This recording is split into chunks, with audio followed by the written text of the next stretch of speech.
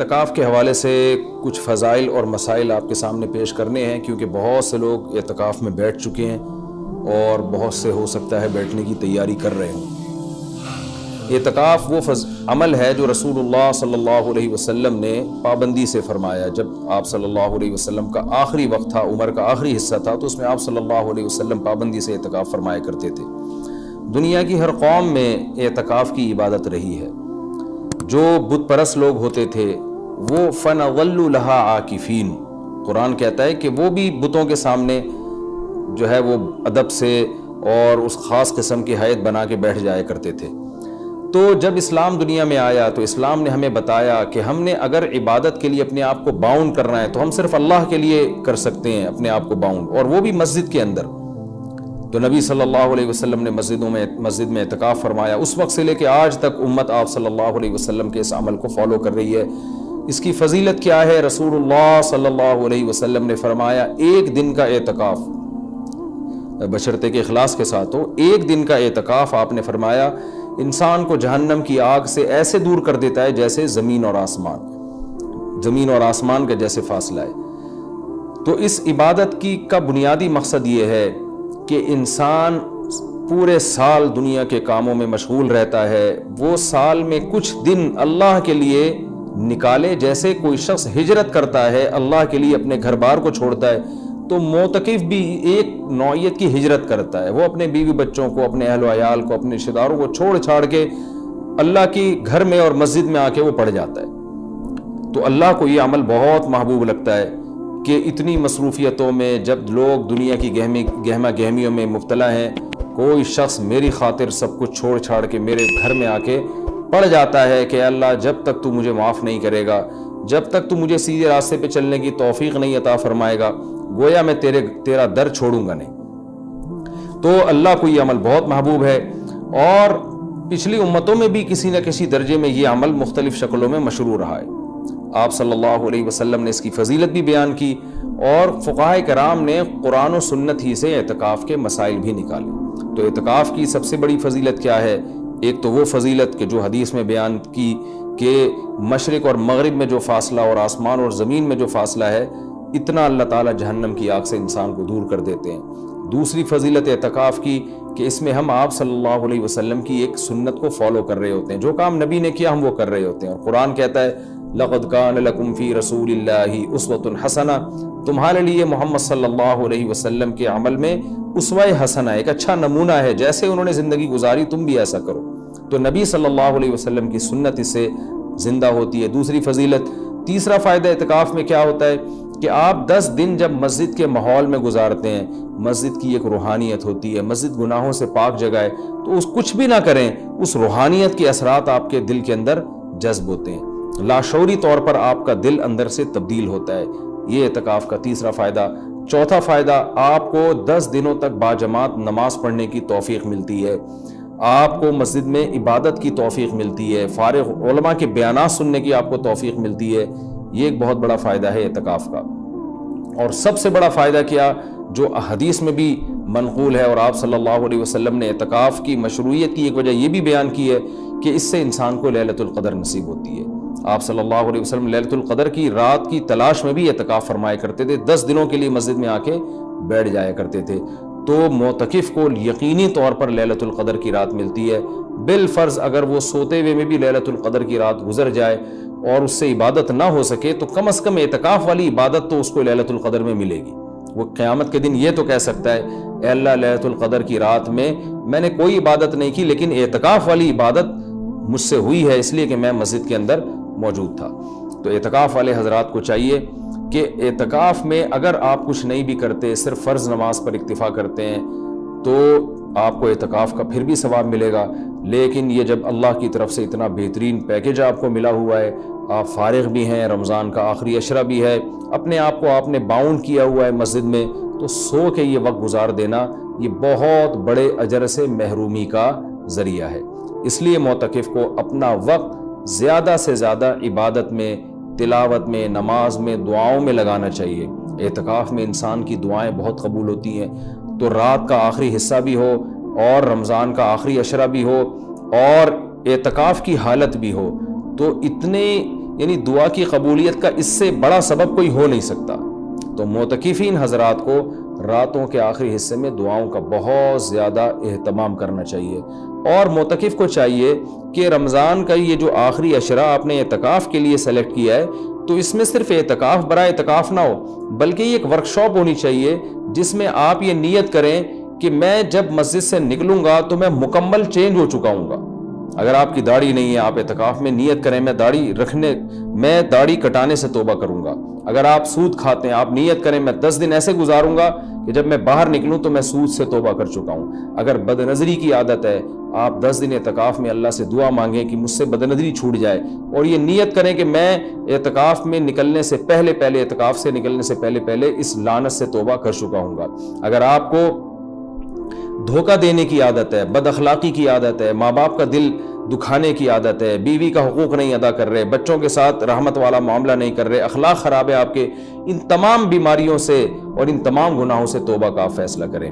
بلکہ میں تو یہاں تک معتکفین کو کہتا ہوں، جو میں نے علماء سے سنا ہے، کہ اعتکاف میں جس دن بیٹھیں سب سے پہلا کام آپ یہ کریں کہ اپنے گناہوں کی ایک لسٹ بنا لیں کہ بھئی میرے اندر یہ گناہ ہے، نماز قضا کر دیتا ہوں، میں شراب پیتا ہوں، میں بدنظری کرتا ہوں، یا میں اللہ نہ کرے اور کوئی بڑا جرم کر رہا ہوں، تو سارے جرائم کی لسٹ بنائیں، اور پھر آپ یہ نیت کریں اور وہ پرچی اللہ کے سامنے دعا میں رکھا کریں، اللہ یہ میرے جرائم ہے تو مجھے ان سے توبہ کرنے کی توفیق دے دے، تو پھر وہ اعتکاف حقیقت میں آپ کا اعتکاف بنے گا۔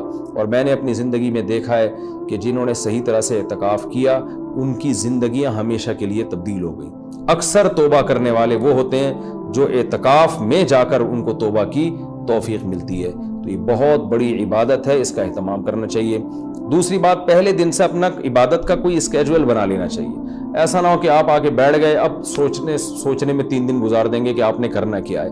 تو اپنا ایک اسکیجول بنائیں کہ بھئی تہجد کتنی، تراویح کی تو پابندی کرنی ہے، تہجد کتنی پڑھنی ہے، اور کتنے پارے اس میں پڑھنے ہیں، یا کتنی مقدار میں تلاوت اس میں کرنی ہے، تسبیحات کتنی کرنی ہے، کون سی کرنی ہے، دعا کس وقت مانگنی ہے، کتنی دیر مانگنی ہے، یہ پورا ایک اسکیجول پہلے سے ہونا چاہیے آپ کا۔ کھانے پینے کی ترتیب تو پہلے دن بن جاتی ہے کہ سحری کون لے کر آئے گا، افطاری کون لے کر آئے گا، اور رات کا کھانا کون لے کر آئے گا، اور چائے کب پینی اور کون کس وقت لے کر آئے گا، یہ تو ترتیبیں پوری بن جاتی ہیں۔ تو یہ تو آپ باہر بھی کر سکتے تھے یہ کام، اعتکاف تو عبادت کے لیے ہے، تو عبادت کی ترتیب بنانا یہ چائے اور کھانے پینے کی اور پکوڑے اور سموسوں کی ترتیب سے زیادہ ضروری ہے اعتکاف میں۔ تو شروع میں اس کا اسکیجول بنا لینا چاہیے۔ اس بارے میں کچھ مسائل بھی ہیں کہ اعتکاف کن چیزوں سے ٹوٹتا ہے۔ پہلی بات تو یہ کہ اگر آپ کا روزہ ٹوٹ گیا تو اعتکاف بھی خود بخود ٹوٹ جائے گا۔ اعتکاف جب بھی ٹوٹے گا تو قضا 1 دن کی ہوتی ہے اس کی۔ جیسے کسی کا اعتکاف ٹوٹ گیا تو وہ اگلے ہی دن مغرب سے پہلے قضا کی نیت کر لے، اور یہ نیت کرے کہ میں جو آج اعتکاف ٹوٹا ہے اس کی میں قضا کر رہا ہوں، کیونکہ وہ سنت اعتکاف تو اب اس کا ختم ہو جائے گا، وہ ایک قضا اعتکاف کرے اور پھر آگے نفلی اعتکاف کی نیت سے مزید دن اگر باقی ہیں تو مسجد میں بیٹھ جائے، تو وہ 24 گھنٹے روزے کے ساتھ قضا اعتکاف کی نیت کر لے گا، یعنی 24 گھنٹے اعتکاف ہوگا اور روزے کے ساتھ، روزہ جو صبح صادق سے غروب آفتاب تک ہوتا ہے۔ کن چیزوں سے اعتکاف ٹوٹتا ہے میں اس پہ تذکرہ کر رہا تھا۔ ایک، روزہ اگر ٹوٹ گیا تو اعتکاف بھی ٹوٹ جائے گا۔ دوسرا، بلا شرعی عذر اگر آپ مسجد سے باہر نکل گئے تو آپ کا اعتکاف ٹوٹ جائے گا۔ شرعی عذر کیا ہے؟ شرعی عذر ہے سب سے پہلے قضاء حاجت ہے۔ قضاء حاجت کے لیے آپ جا سکتے ہیں، اور اس دوران چلتے چلتے باتیں بھی کر سکتے ہیں، رک کے آپ باتیں نہیں کر سکتے۔ آپ واش روم تک پہنچے، پتہ چلا جی واش روم کا دروازہ بند ہے، کوئی پہلے سے وہاں موجود ہے، تو آپ اس کے انتظار میں وہیں کھڑے رہ سکتے ہیں، اس سے اعتکاف نہیں ٹوٹتا۔ وہاں کھڑے کھڑے آپ کسی سے موبائل پہ بھی بات کر سکتے ہیں، آپس میں بھی بات کر سکتے ہیں۔ ہاں، بندہ باہر نکل آیا اور پھر بھی آپ موبائل پہ لگے ہوئے ہیں تو آپ کا اعتکاف ٹوٹ جائے گا، کیونکہ اب یہ آپ کا کھڑا ہونا یہ شرعی عذر کے بغیر ہے۔ وضو کے لیے آپ جا سکتے ہیں، جب آپ وضو کے لیے گئے تو نل کا کھولا آپ نے، وضو کے دوران آپ بات چیت کر رہے ہیں، اس سے اعتکاف نہیں ٹوٹے گا۔ وہ الگ بات ہے وضو کے دوران بات چیت نہیں کرنی چاہیے، لیکن اس سے اعتکاف نہیں ٹوٹے گا، کیونکہ آپ نے اس بات چیت میں الگ سے ٹائم نہیں لگایا، وضو کے دوران ہی آپ نے بات چیت کی ہے، وضو آپ نے پراپر طریقے سے کیا، اور اب آپ وہاں بیٹھے بیٹھے وضو کی دعا پڑھ رہے ہیں یا کچھ اور پڑھ رہے ہیں تو اس سے بھی اعتکاف ٹوٹ جائے گا، کیونکہ پراپر وضو کرنے کے بعد آپ پر لازم تھا کہ آپ اٹھ کے مسجد میں آئیں۔ ہاں، جلدی وضو کرنا ضروری نہیں ہے، بعض لوگ وہمی ہوتے ہیں، وہ سمجھتے ہیں میں اعتکاف سے مسجد سے باہر نکل کے وضو کروں تو بہت سپیڈ میں کریں، ایسا کچھ بھی نہیں ہے۔ تمیز سے، آرام سے، شرافت سے، اعتدال سے آپ وضو کریں، جو پراپر طریقہ ہے وضو کرنے کا۔ جب آپ وضو میں قلی کر رہے ہیں تو اس دوران آپ ٹوتھ پیسٹ یا برش بھی کر سکتے ہیں مسواک کی نیت سے۔ ہاں، وضو کرنے کے بعد الگ سے ٹوتھ پیسٹ یا مسواک کرنے کے لیے مسجد سے باہر جانا، اس سے اعتکاف ٹوٹ جائے گا۔ وضو کے دوران وضو ہی کی نیت سے یہ کام کیا جا سکتا ہے، تو اس سے اعتکاف نہیں ٹوٹے گا۔ اسی طرح اگر کسی کے لیے گھر سے کھانے پینے کا انتظام نہیں ہو رہا، کوئی لا کے دینے والا نہیں ہے، تو وہ مجبوراً کھانا کھانے کے لیے بھی باہر جا سکتا ہے، کیونکہ یہ کھانا بھی انسان کی بنیادی ضرورتوں میں سے۔ آپ ہوٹل سے کھانا خریدنے کے لیے مجبوری میں جا سکتے ہیں اور لا سکتے ہیں۔ غسل کے لیے، فرض غسل کے لیے تو اعتکاف سے باہر نکلنا بالکل جائز ہے۔ سنت غسل کے لیے جو راجح قول ہے، جو دلیل کے لحاظ سے قوی ہے، اس کے مطابق سنت غسل کے لیے آپ اعتکاف کے لیے مسجد سے باہر نہیں جا سکتے، چاہے وہ جمعے کا دن ہو یا کوئی بھی دن ہو۔ راجح قول بہرحال جمہور کا قول یہی ہے، اگرچہ کچھ علماء دوسرے قول کے بھی قائل ہیں، لیکن جو راجح قول ہے، جو جمہور کا قول ہے، جس پہ فتویٰ اب تک دیا جاتا رہا ہے، وہ یہی ہے کہ آپ غسل نہیں کر سکتے۔ ہاں، یہ ضرور ہے کہ اگر آپ واش روم میں گئے اور وہاں کوئی غسل کا بھی انتظام ہے، جیسے اٹیچ باتھ روم ہوتے ہیں، تو جتنی دیر میں وضو کرنے میں ٹائم لگتا ہے، اتنی دیر میں آپ اگر غسل کر لیتے ہیں تو آپ کا اعتکاف نہیں ٹوٹے گا۔ اور ظاہر ہے یہ جب ہی ہوگا جب بغیر صابن کے آپ غسل کریں، جلدی جلدی کپڑے اتار کے بس پانی بہائیں، جتنی دیر میں وضو کرتے ہیں اتنی دیر میں، تو وضو ہی کی نیت سے آپ غسل بھی کر لیں تو پھر اعتکاف نہیں ٹوٹے گا۔ لیکن اگر آپ نے ٹائم لگا لیا تو ٹوٹ جائے گا۔ گرمیوں میں بہت بڑی پرابلم ہو جاتی ہے، پسینے کی بدبو لوگوں میں آ رہی ہوتی ہے، تو ایسے موقع پر اگر کوئی مسجد میں ایسا انتظام کر لیا جائے کہ مسجد ہی میں کوئی ایسا ٹب ہو جہاں بیٹھ کے کوئی نہا لے اور مسجد گندی نہ ہو، تو اس کی بھی گنجائش ہے۔ یا صرف سر دھو لے، اور سر تو دھویا جا سکتا ہے، آپ مسجد سے سر تھوڑا سا باہر کریں اور پھر کوئی شخص پانی ڈال کے یا خود ہی آپ پانی ڈال کے اپنے سر کو دھو لیں صابن سے، تو یہ بھی جائز ہے۔ پاؤں آپ کے مسجد کے اندر رہنے چاہیے۔ پاؤں اگر مسجد سے باہر نکل گئے تو اعتکاف ٹوٹے گا، پاؤں اگر مسجد کے اندر ہیں تو اعتکاف نہیں ٹوٹتا۔ یہ بھی اعتکاف کے کچھ بیسک مسائل تھے۔ اعتکاف کے دوران آپ کسی کے جنازے میں جانے کے لیے مسجد سے باہر جائیں گے، اعتکاف ٹوٹ جائے گا۔ کسی کی عیادت کے لیے مسجد سے باہر نکلیں گے، اعتکاف ٹوٹ جائے گا۔ لوگ کر رہے ہوتے ہیں یہ کام، جی وہ اللہ معاف فرمائے نانی کا انتقال ہو گیا، چاچا کا انتقال ہو گیا تو ہم جا رہے ہیں، تو بھائی نہیں جا سکتے آپ۔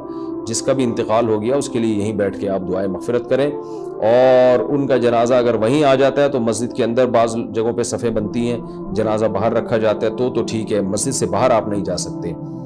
اسی طرح ایک اور بھی گنجائش ہے کہ اگر کسی کو اعتکاف کے دوران پہلے سے پتہ ہے کہ مجھے کسی ضروری کام سے جانا پڑے گا، تو وہ مستثنی بھی کر سکتا ہے۔ یعنی اعتکاف میں بیٹھنے سے پہلے وہ یہ نیت کر لے کہ فلاں دن اتنے ٹائم تک کا جو وقت ہے میں اعتکاف سے خارج کر رہا ہوں، تو وہ فلاں دن جب آئے گا تو وہ مخصوص ٹائم اس کا اعتکاف میں داخل ہی نہیں ہوگا، تو اس دوران وہ مسجد سے باہر جا سکے گا، اس کا اعتکاف نہیں ٹوٹے گا۔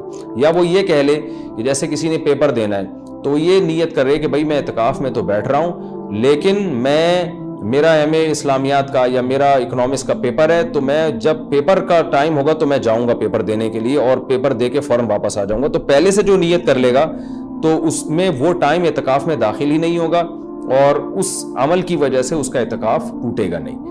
البتہ سنت بہرحال یہی ہے کہ پراپر 10 دن تک مسلسل اعتکاف کیا جائے۔ تو یہ کچھ موٹے موٹے مسائل تھے اعتکاف کے۔ اور رمضان میں روزے کی حالت میں سرما لگانے سے، کان میں آنکھ میں دوا ڈالنے سے روزہ بھی نہیں ٹوٹتا، اعتکاف بھی نہیں ٹوٹتا۔ خوشبو لگانے سے نہ روزہ ٹوٹتا ہے نہ اعتکاف ٹوٹتا ہے۔ باتیں کرنے سے بھی نہ روزہ ٹوٹتا ہے نہ اعتکاف ٹوٹتا ہے، لیکن اعتکاف میں زیادہ باتیں نہیں کرنی چاہیے، عمل کو زیادہ فوکس کرنا چاہیے۔ اور اگر کوئی گپ شپ لگاتا بھی اعتکاف میں تو اس سے کچھ نہیں ہوتا، لیکن اعتدال سے مسجد کے آداب کا خیال کرتے ہوئے۔ تو اعتدال سے اگر کوئی مسجد میں رہے اور مسجد کے آداب کا خیال کر کے بات چیت بھی اعتکاف کے دوران کرتا ہے تو یہ ناجائز عمل نہیں ہے۔ ایک بات، جو آخری بات، اعتکاف میں موبائل کا استعمال کم کریں اور اس کو مثبت ایکٹیویٹیز کے لیے محدود کر دیں۔